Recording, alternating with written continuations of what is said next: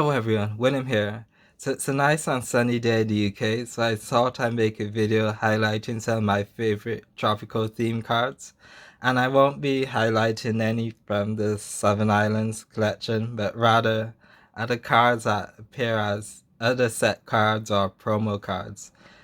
And the first will be this Shuckle, which I showed in my last video. This one's from Skyridge. Now, I really like this card because it's done by one of my favorite artists, Sumiyoshi Kizuki, and she's actually done quite a few other tropical themed cards. Most notably to me is the Tropical Wind, but that's quite expensive, and I don't have a copy. And I think she's done quite a few variations of the Tropical Wind promos. I don't know all the details. I know most of them are given out to World's competitors, which is why it's quite rare compared to a set card. Anyway, with more about this Shaka, one reason I like it is the expression. It has this worried or sad expression, and it's kind of mysterious as to why it has that. And I wondered maybe it was left on this island because you could see it's kind of in the foreground and in the background is a village. But then I noticed the rowboat to the right, and I feel if the trainer had abandoned it, maybe it's just being abandoned now, or what's the story? But the boat is still there, so it's not on the island alone. Whoever rowed there is still with them. Just the story I think of when I see this card. As typical with some of her backgrounds, you can see that the palm trees are quite simplified as well as the buildings, but I think that adds to the charm of the card. The second card I wanted to talk about is this Executor from Jungle. This one's a first edition, although originally I only had the normal print when it came out in, well, I know it's 99, but I got this card in 2000, year 2000 when I first started collecting. And as you could see, it's done by Kagemaru Himeno. I like quite a few of her cards from this early period where she did a bit more traditional work. Her work's still good, but now it's more digitalized, like with a lot of Pokemon artists. As you can see, there's a crab here. I've seen this in a few other artworks where there's a possible animal. I think it's Sparrow from the same jungle set that has a worm featured in that one. And you can see it's Executor hanging out in a sunset.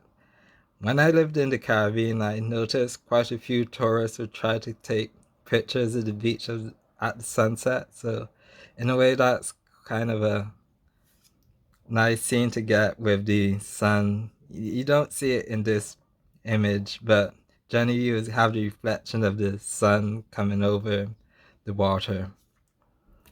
This is a copy I actually pulled for myself from Legendary Collection. I want to say I got this in maybe 2005 or so. They still had these packs selling in Barbados. And this is a, wow. I know this is one thing that players never liked about these cards is being able to read it. You can see it's 2002. Oh yeah, Wizards still had the license at this point. It's in pretty good condition. When I pulled it at this point in the mid 2000s, any cards I collected I basically put in the binder, so I wasn't bringing them to school and getting them damaged at this point. Number 3 on the list is this Carvanha, and it's done by, I don't want Maho. I have a few of their cards as well. I really like the little sparkles you could see in the waves. It gives the effect that it's like happening in real time, this scene. And I also like the palm trees in the background by this hill. I wondered if they're based this image off of maybe a place like Hawaii or something. You can see some other Caravanas down in the left hand side. I really like the contrast of this card, especially the line art. Also, I like how they made the sun red instead of the usual yellow. It kind of stands out a bit more because Carvana has quite a few yellow highlights. Did I mention the bold outlines? That's a trait you see in a lot of Maho's artwork. So this is which set? This is Heart Gold, Soul Silver, Triumphant, I believe.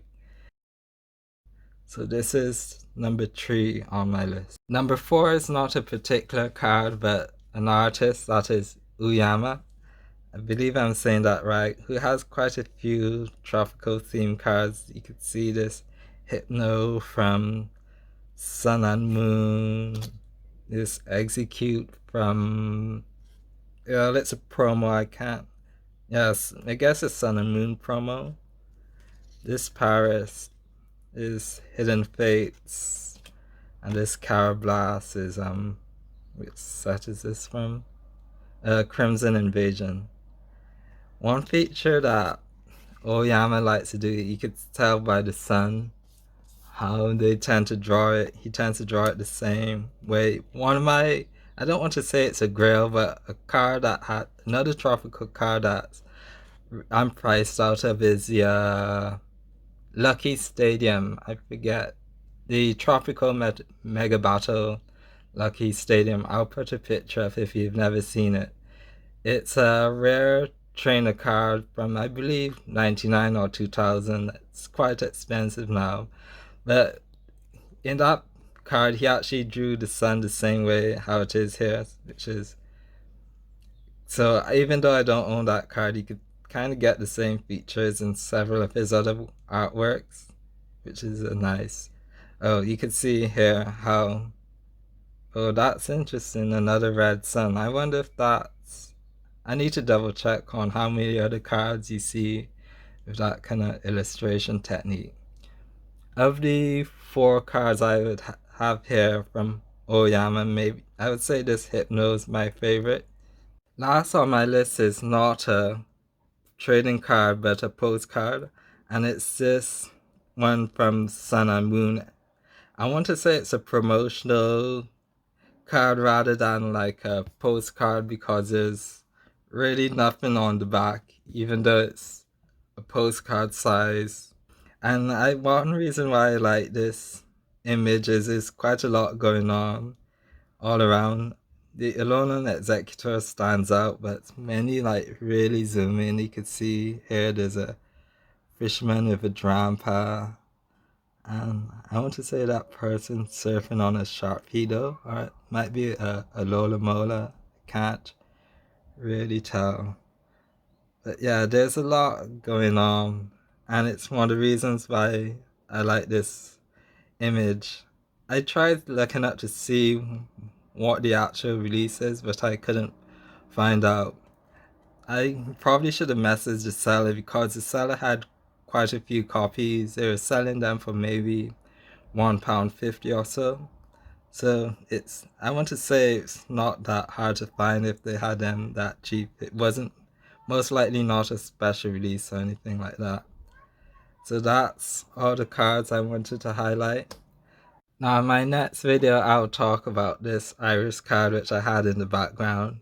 You can see it's a PSA 10 on one of the earlier certs. It's probably graded around the time, maybe around release. I forget when they changed, PSA changed to the Lighthouse. I want to say maybe 2015, so this card was graded quite early, but I'll talk about that in the next video. So thanks for watching, and I'll see you later.